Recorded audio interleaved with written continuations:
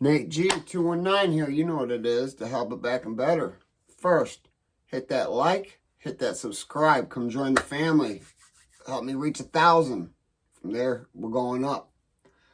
But today I first want to apologize. I haven't had a video released in about a couple weeks because work, I've been busy and just things haven't worked out the way I want to. So here I am though, Sunday morning. It doesn't matter what date. I think the 16th, I think. Yeah, the 16th. Let's go with that. It's Sunday. Who cares? It's early. But everybody knows going to prison is a dangerous place. And, excuse me, sorry. Sometimes the prison violence, it varies from prison to prison. You can go to a maximum security prison and not have any issues. There be no violence. That's because it's controlled movement. It's not all open. There's enough guards to make sure people are relatively safe. Things like that. But not too many people want to work at Indiana State Prison. Indiana State Prison started its construction in 1860. It was, during the Civil War. I mean, it's an old prison. And, of course, it's not the same exact cell houses and everything like that. There are some original cell houses, though, that have been remodeled and upgraded. But it's still a maximum security prison surrounded by a 40-foot wall in every direction. It's a whole city inside of this wall that nobody can see from the outside. You can see the little camp if you drive past. But when you're driving towards the entrance, most people don't know. When you're looking at that entrance into that building off to the right, that's where X row is. Death row, as most people know it. Indiana calls it the X row. So you got X row below the IDU, which is the window I was looking out at. You know, the first time I used that needle, I happened to be looking at the entrance. Little did I know, 2 years later, I was going to be looking out that entrance at the house I was shooting up in. I mean, irony, yeah, probably. But back to today's story. All right. There's been multiple murders happen in Indiana State Prison. Not all of them reached the news, let alone national news. The only one that I knew that made at least the national news was when the sergeant ran in and lieutenant came to help him, and they were both stabbed. The lieutenant who came to assist the cocky sergeant, that was just, his stripes were way bigger than he was. And he thought he could do this, he thought he could do that, and got the lieutenant killed. But that's not today's story. I've already covered a story about that. I may do another one a little bit later on, because that was an older one, and I'm getting a lot better. At least I feel I am. But I'm going to talk about a couple different instances. One gentleman named Mike Keel. He had just celebrated his 29th anniversary for working at the prison, and he's a maintenance foreman. So he's not a guard. He's not one of the 12. He's not an enemy at all.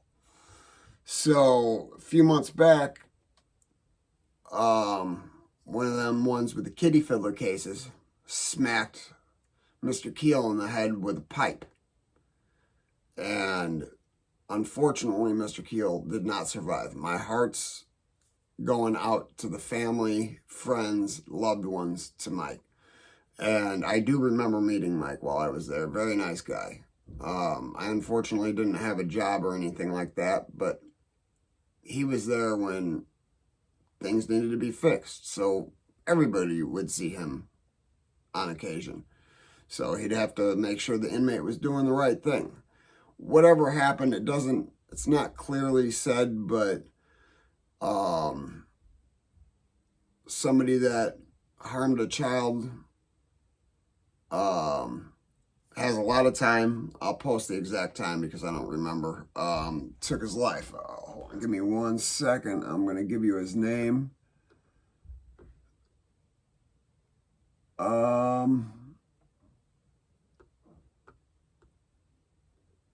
Maybe I won't. I'll just post the name up there. That's what's going to happen. I'll post the name. He struck Mike with a pipe, and Mike was rushed to the hospital where he later passed away. So I covered the one where the sex offender was torched. I mean, nobody's been arrested or anything like that, but that's what happened. Everybody knows that's what happened. But I'm going to go back into April of 21. April of 21. If I got the dates wrong a little bit, it doesn't matter. There's a $20 million lawsuit filed against Indiana State Prison or Department of Corrections. I don't know exactly how those lawsuits go. But Juwan Jones stabbed to death, screaming for help, and nobody came to help until it was too late. Now, I'm going to tell you from personal experience. I watched somebody start getting stabbed. And as soon as he started getting stabbed, his screams alone should have awoken the attention of the sergeants, OIC, officers in charge, whatever. It should have piqued. The scream alone was a blood-curdling scream. Unless you've heard it, you can't describe it. You can't describe to anybody that sort of scream. When somebody is in fear that they're going to die here in a minute and they're still getting stabbed, all they can do is try to get away, and the more they run, the more they bleed. And it happens. It happens constantly. I'm trying to go through to give you guys a real idea on how violent it is behind that wall. Now, people that are unaffiliated survive all the time. People that are affiliated survive all the time. People that are affiliated end up gaining time, just like the guys that aren't. It all depends what your mentality is and how far you're willing to take it to protect your own life. And I don't know what Juwan Jones, what resulted in him being stabbed. He was serving a 30-year sentence for a murder, but that's neither here nor there. He still, although was convicted of a murder, he still deserves the protection and safety that every other inmate deserves. And it's not going to happen. It's not ever going to happen. Not in that penitentiary anyways. Unless there is a camera in every spot, which there can't be because of laws, toilets, bathrooms. Can't record in there. Can't have a camera in there. That's where the fights happen. Everybody knows this. Guards know this. I'm not telling any secrets. And if I am, you know what? Suck it easy. Anyways, I mean, that's how it is. Now, Indiana's got a $20 million lawsuit on their hands that I'm sure they're going to settle out of court because it's their negligence. They're shorthanded. I mean, say they're getting $15, $17 an hour. You know, $17 an hour is decent, but it's not going to buy you a house. It's not going to give you a car. It's going to get you by. So the guards feel, many, not all, many of the guards feel I'm not putting my life on the line because of us animals or us guys that want to act like animals or whatever. I mean, now Juwan, he could have done something and gained enemies. Who knows?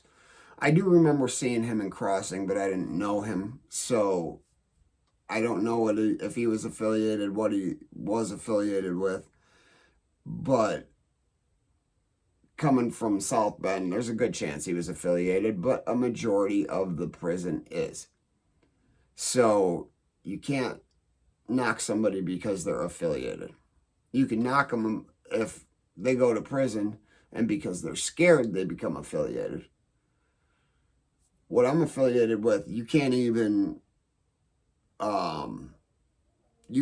be blessed in, beat in nothing unless you were blessed on the streets.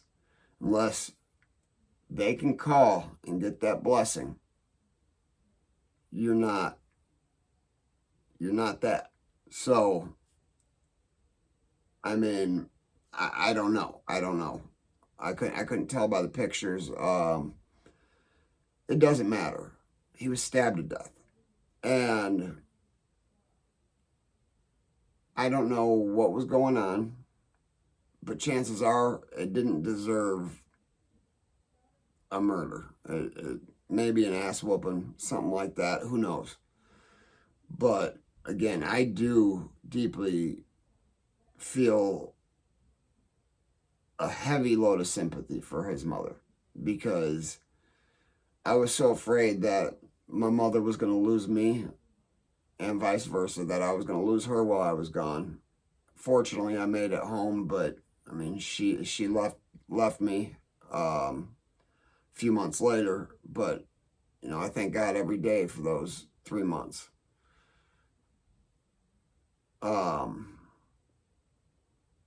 I just couldn't imagine losing one of my children in prison, regardless of what they had done.